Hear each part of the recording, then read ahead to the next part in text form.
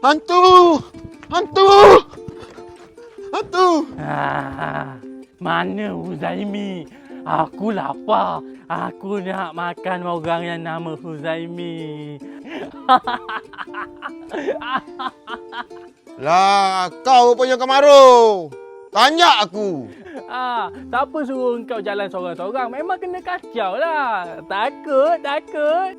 Aku mana takut. Aku ada ilmu Muay Thai tau. Muay Thai apa sampai kau lari terkentut-kentut?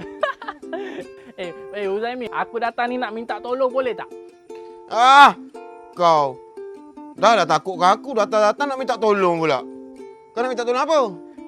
Aku nak minta tolong kau kat price link yang aku hantar dekat kau tu.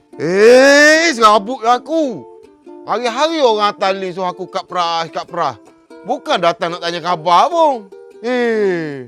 Alah Huzaimi, aku mana pernah minta tolong dengan kau. Hari ni je aku datang minta tolong. Boleh lah. Tak naklah aku. Aku buat beg kuning.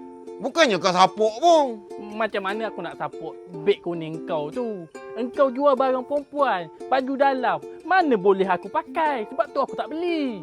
Ya tak ya juga. Salah barang lah aku jual. Kau nak beli apa ni? Aku nak beli boxer. Boxer lama aku dah cari. Boxer? Berapa ringgit boxer tu? RM1.90. Boxer. Lepas kat price, jadi berapa harga? Dia diskaun posting seorang.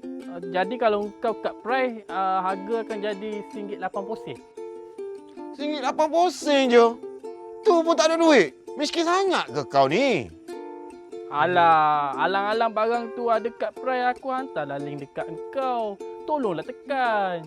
Dah tak payah kat price lah. Biar aku je lah yang bayar boxer kau tu. Betul ke Huzaimi? Yalah. Kalau macam tu, beli 10 boleh tak? 10. Aku bagi 1 nak 10 pula Selai. Kamaru, jangan lupa tekan link kat price yang aku bagi tu